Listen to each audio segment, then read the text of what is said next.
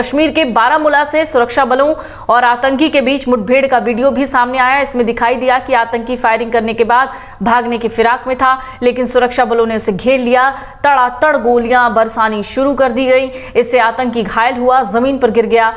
जालिम भारतीय फौज ने मकबूजा कश्मीर में एक और नौजवान की जान ले ली। कश्मीर मीडिया सर्विस के मुताबिक बुज़दिल फौज ने बुनियाद ऑपरेशन शुरू कर रखा है, जहां जिले के तमाम दाखिली और खारजी रास्तों को सील कर दिया गया है। 5 टेररिस्ट जो हैं किल हुए हैं कश्मीर के अंदर, और पीएम मोदी ने 42 इयर्स के बाद डोडा में जेके के अंदर एक मेगा रैली निकाली है। और आप देखें, अब इंडियन फौजियों के हाथ में अमेरिकन गन्स हैं।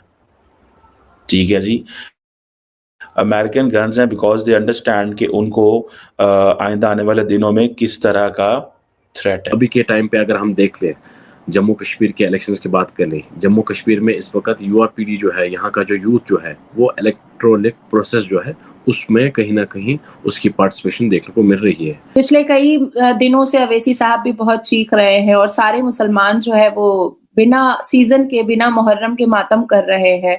तो मुझे तो बुरा लगता है, मैं भी मुस्लिम हूँ, लेकिन ये लैंड जिहाद में मैं तो पार्टिसिपेट नहीं करना चाहूंगी, बिल्कुल भी नहीं करना चाहूंगी। दो कौमी नजरिए की बुनियाद पर हिंदुस्तान से अलहदगी इख्तियार की थी। छोड़ दें दो कौमी नजरिया, मैं तो कहता हूँ वो बहुत पीछे चला गया है। हम दो कौमी नजरिया, हम चाहते हैं हम यहाँ से निकलें। खुदारा ये जनरेशन का कुछ करें। हम बहुत पीछे चले गए हैं, हमारा फ्यूचर क्या है, हमें तो उसकी टेंशन लगी। नमस्कार दोस्तों, चैनल पर आपका हार्दिक अभिनंदन है। दोस्तों, जैसा हम सभी लोग जानते हैं कि अब काफ़ी कह सकते हैं अब 10-12 सालों से करीब इंडियन आर्मी का जो स्टैंड रहा है जम्मू एंड कश्मीर में आतंकवाद को लेकर के काफ़ी क्लियर है कि हम we will go for witch hunting. जहाँ तक आतंकवादी जाएंगे, जिस भी एरिया तक उनको जाना पड़े आर्मी को, वहाँ तक उनको दौड़ा के मारेंगे। इसी कड़ी में भी क्या हुआ दोस्तों, एक आतंकवादी जो इंडियन आर्मी पर अटैक किया और वो भाग रहा था, इंडियन आर्मी ने 32 सेकंड में 150 राउंड गोलियाँ चलाई और उसको घायल कर दिया दोस्तों। और वो कुत्ते की तरह भाग रहा था एकदम, उसको रेंगने पर, जैसे कीड़े रेंगते ज़मीन पर, उसको रेंगने के लिए मजबूर कर दिया दोस्तों। और एक तरह से जैसे हम वीडियो गेम्स खेलते हैं ना, उस तरह से हो रहा था। और उसकी लाइव स्ट्रीमिंग हुई पूरी। दोस्तों, इंडियन आर्मी सीधा संदेश देना चाहती है अब कि अगर किसी ने इंडिया के खिलाफ कुछ करने की कोशिश की तो उसका अंजाम बहुत बुरा होगा, और इसी तरह का होगा। पाकिस्तानी मीडिया इस पर रिएक्शन दे रहा है। ये देखते हैं कि पाकिस्तानी मीडिया का इस पर क्या कहना है। 5 टेररिस्ट जो हैं किल हुए हैं कश्मीर के अंदर, और पीएम मोदी ने 42 इयर्स के बाद डोडा में जेके के अंदर एक मेगा रैली निकाली है, जिसमें उन्होंने गारंटी दी है कि वो कश्मीर के लिए वो सब कुछ करेंगे जो कि एक प्राइम मिनिस्टर किसी मुल्क के लिए करना चाहता है। वो सब कुछ उन्होंने कहा। तो क्या वजूहात है कि एलओसी बेहतरी की तरफ क्यों नहीं आ रहा? देखिए, terrorism taking last breath in Jammu and Kashmir, वो हम कहते हैं ना कि कुछ खत्म होने से पहले वो थोड़ा बहुत बुझता हुआ दिया फड़फड़ाता है। जब दिया बुझने लगता है तो वो फड़फड़ करने लगता है। तो उसी तरीके से पाकिस्तान अभी भी कोशिश कर रहा है, क्योंकि अभी जम्मू एंड कश्मीर में इलेक्शन भी है, और फारूक अब्दुल्ला ने अपने मैनिफेस्टो में लिखा हुआ है कि वो 370 को वो फिर से लागू करेंगे, और उसके बाद फिर वो अपने झंडे का रंग जो है वो भारत का जो अभी है वो नहीं रखेंगे, वो फिर से वही इस्लामिक झंडे का रंग करवाना चाहते हैं। वो SC ST OBC के रिजर्वेशन को वो खत्म कर देना चाहते हैं। वो रो रहे थे कुछ दिन पहले, कुछ हफ्ते पहले वो छाती पीट रहे थे, मातम कर रहे थे वो, कि भाई बुरहान वानी को याद कर रहे थे, अफजल गुरु को याद कर रहे थे, यासिन मलिक को याद कर रहे थे। तो 1990 से पहले अगर हमारे जम्मू एंड कश्मीर के आप हालात देखिएगा तो वो बहुत खूबसूरत था, क्योंकि कश्मीरी पंडितों के हाथ में था। और 1970 में जाइए, 1980 में जाइए, लेकिन जैसे ही अब्दुल्ला परिवार ने कश्मीर की सरजमीन के सत्ते पर अपना कदम रखा, वैसे ही वहां पर एक आतंकी माहौल जो है वो स्टार्ट हो गया।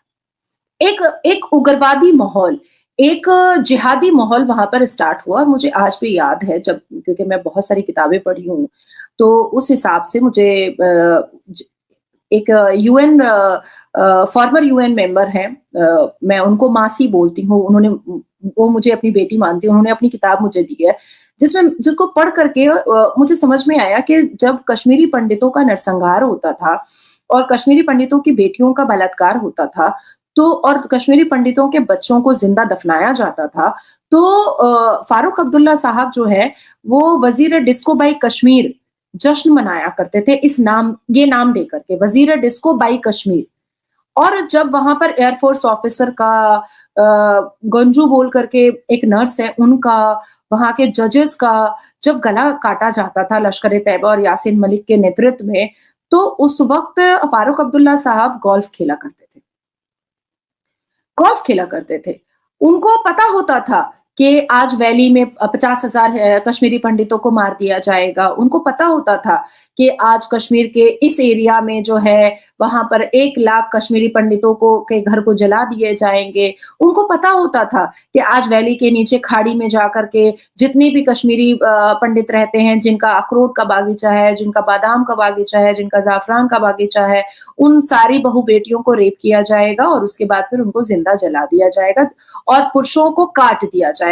और वो बच्चियां जो अभी 6 साल की हैं, जो 5 साल की हैं, उनको 2 साल के लिए रख लिया जाएगा कि जब वो 9 साल की होंगी तो उनका रेप करके जब लश्कर तैयबा और यासीन मलिक थक जाएगा तब उसको भी दफना देगा। ये बात फारूक अब्दुल्ला को पता होती थी, लेकिन फारूक अब्दुल्ला गोल्फ में बिजी होते थे, फारूक अब्दुल्ला वजीर डिस्को बाई कश्मीर में बिजी होते थे, फारूक अब्दुल्ला अपनी शेर शायरी में बिजी होते थे, फारूक अब्दुल्ला जश्न का और मुजरे का माहौल बना करके अपने घर में रखे रहते थे। पर वो, और उन्होंने एक संवाद दिया था, एक मैसेज दिया था कि फारूक अब्दुल्ला कश्मीर के मुसलमानों के मुख्यमंत्री, चीफ मिनिस्टर हैं, वो हिंदुओं के चीफ मिनिस्टर नहीं। एज इट इज, जैसे अभी पश्चिम बंगाल में ममता बनर्जी ने ये बात बता दिया है, बंद अल्फाज में ही, लेकिन उन्होंने अपनी हरकतों से ये बयान कर दिया है कि ममता बनर्जी जो है पश्चिम बंगाल की, वो मुसलमानों की चीफ मिनिस्टर है। वो संवैधानिक लोगों की, वो राष्ट्र प्रेमी लोगों की, वो हिंदुओं की या वो और किसी समुदाय या धर्म के लोगों की चीफ मिनिस्टर नहीं है, वो स्पेसिफिकली सिर्फ मुसलमानों की चीफ मिनिस्टर है। तो उसी तरीके से फारूक अब्दुल्ला ने बताया था। तो अभी क्या है कि इतने जमाने के बाद जब हमारे भारत के प्रधानमंत्री मोदी जी वहां पर गए और रैली किया है, तो अभी पाकिस्तान को ऐसा लगा कि उस रैली से पहले हम टेररिस्ट भेज देंगे, थोड़ा बॉम्ब ब्लास्ट करवा देंगे, थोड़ा आतंकी माहौल करवा देंगे, तो मोदी जी की रैली नहीं होगी। इसलिए इस स्ट्रैटेजी में, और कोई ठीक नहीं है कि फारूक अब्दुल्ला का उसमें हाथ होगा, कोई ठीक नहीं है कि उन्होंने ही बोला होगा पाकिस्तान के आपके वजीर आजम को कि जरा 2-4 बम पटाखे फोड़ दो, मोदी चला जाएगा, भाग जाएगा। तो भाई मोदी तो उस वक्त नहीं भागा जब कांग्रेस की सरकार केंद्र में हुआ करती थी और कांग्रेस की गृह मंत्री, होम मिनिस्टर कश्मीर कदम नहीं रखा करते थे, इंदिरा गांधी कश्मीर कदम नहीं रखा करती थी, सोनिया एंटोनियो कश्मीर कदम नहीं रखा करती थी, राजीव गांधी कश्मीर कदम नहीं रखा करते थे, लेकिन मोदी जी कश्मीर जाते थे और लाल चौक में बोलते थे कि देखेंगे किसके बाप के अंदर कितनी ताकत है, हम तो अपने भारत का झंडा लगा के आएंगे, और वो लगाते थे। दोस्तों, पाकिस्तानियों को सुनकर हंसी आती है। कहाँ से आते हैं ऐसे लोग? ऐसा लगता है ये लोग हमारे गोले के नहीं हैं, किसी और गोले से आए हैं। कितने तेजस्वी हैं ये लोग। आप सभी हंसते रहिए और पाकिस्तानी कॉमेडी का मजा लेते रहिए, और चैनल को सब्सक्राइब करना और शेयर करना ना भूलें। धन्यवाद।